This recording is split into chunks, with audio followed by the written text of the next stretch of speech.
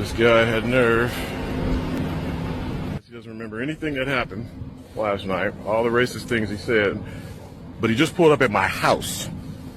He just pulled up at my house. This dude has lost his mind.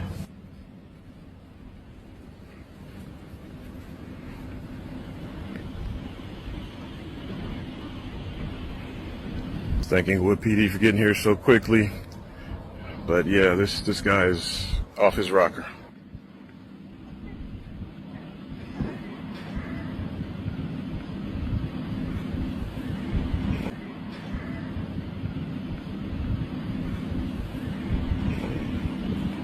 Guess he thinks all this is a joke.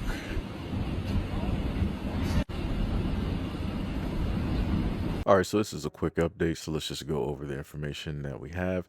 The guy said, check my last post for the whole drunken incident that took place in the Marina del Rey, California. After a whole drunk tirade and not remembering a thing that happened last night, the loser went to my friend's house with police and is claiming that my friend stole his phone. Now, if you got your phone stolen, would you be yelling obscenities at people and then just drive off? Or would you try and recover your phone or call the cops? Why didn't he mention his phone being stolen? My friend Leonard is a better man than me, because that phone would have been at the bottom of the Marina del Rey's water. For those of you who are saying that my friend is a simp for not retaliating or beating the brakes off of this loser, he's a highly esteemed businessman who owns a yacht and is a city councilman for the city of Inglewood. You have to be level-headed in these types of situations and not jeopardize your future for a 5-minute incident. If Leonard didn't record his situation and have evidence of the event, he may have been locked up and his career ruined. Thinking before taking action, showing restraint, and not pummeling this wimp to the ground takes a lot of maturity. Now it's up to us as a community to make sure he's held accountable. Now I want to say this, you know how crazy it has to be. And let me just pull back real quick. So in the previous video that I gave you guys today, this is why, one of the very reasons why I've stated this, along with other videos on how it is that, you know, it's a catch-22 when it deals with black men and the perception that people have and how it is that people think that they should or shouldn't or should react a certain type of way in a certain situation, because a lot of people would want to assume or try to place themselves in a situation, which leads me to think that a lot of people out here don't have a lot to lose. This is why they're ready to pretty much crash out and lose everything. They want to have a record, they want to be in and out of jail, they want to deal with the courts, they want to, you know, just deal with all of this other type of nonsense. Again, this guy works for the community. He works for the city. I'm pretty sure that he worked very hard and he, you know, did his due diligence in order to get that position. He's doing everything within his power to hold that position.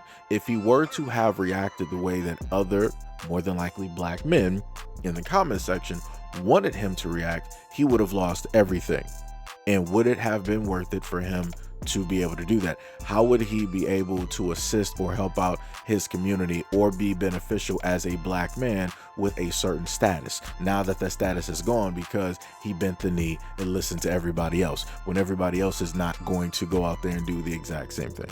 Everybody else isn't going to go out there and risk their job, go out there and have to fight and try to find a proper lawyer to defend them, and all of these other things. And again, this is why I've stated to black people over the years why it's very important to record, because these people could come directly out of anywhere and decide to lie. If it wasn't for his status in the community, him having that title, I'm pretty sure this situation would have been very different.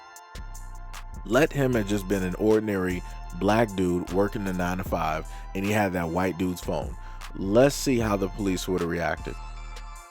Let's see how the police would have reacted. I promise you it would have been vastly different. This dude would have been able to, you know, weave the tallest tales. He would have been able to have all types of waterworks and all this other type of stuff, and then probably tried to state that, oh, this guy, he beat me up for my phone and, you know, I didn't know what to do, so I just, you know, ran home and that. Right? Again, they make up all of these lies, proof of which, again, he didn't know the status of this guy. He lied on a city councilman. You have to be the stupidest fool to try to lie on somebody who is a part of government. You think that they don't got any type of pull? You think that, oh my goodness. Oh my goodness. Like I said, this is incredible. This is incredible. I hope so dearly that all of this follows this man for the rest of his life. Because it's one thing that you went on this whole racist tirade, right? And then you just went home and whatnot or whatever. But then to wake up and more than likely remember, but you don't want, you're doing everything to repress that memory or to not bring that back up into reality, to do all of that and to turn around the next day when the sun comes out to portray yourself as a victim, and to then in your mind, in your sober mind, to then fathom, be like, you know what, I'm going to wake up and say that this big large black male robbed me of my phone. Somehow, some way, he got my phone and robbed me, and through sheer force and bravery and will, I ended up, getting the type of gusto to open up my computer, go to Apple, and to track down my phone, and then get the proper authorities. And not only that, I tracked down the phone myself and drove to his house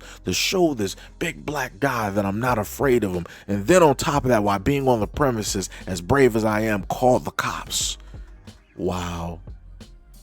Wow. Wow. And these are supposed to be the heroes. These are the makers. These are the doers of the country, right? This is what I'm to believe. And again, as you can clearly see directly in front of you, he has a Make America Great Again hat. So again, this is a Trump supporter. It's not looking too good with a lot of these things getting added up. And again, I want to highlight to a lot of people, at one point in time, you used to be able to easily spot these people because they would probably wear their hats while being racist. Now, a lot of them, they put those hats directly to the side. They leave them at home as they decide to go out there and venture. And it's not because they're afraid, as they once used to like to say when Trump was first in office. Oh, I'm afraid to, really show my love and support for, for the president. And I every time I go out, I get attacked, because of how it is that I voted and because people are mad that we won. No. People can't say that anymore. People used to try to use that as every single excuse known to man. Can't do that anymore.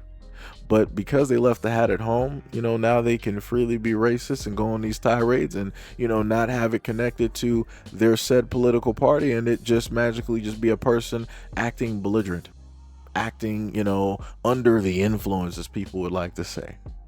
It's amazing how, the guy wanted to say that he doesn't remember what happened. Obviously, right? You were being racist. Who's going to remember that, right? And as people like to always say that, America does not have a color issue, a race issue. And going back to another person that told me in my comment section that, hey, nobody's against you in America. Obviously, there are people that are against black people in America, no matter what the status is. And again, this is a city councilman who had to deal with this type of ignorance. Color me surprised. But anyways, that was it for the update. Let me know what you guys think about the video and everything that I stated in the comment description below. And as always, peace, love, and stay tuned for the next video.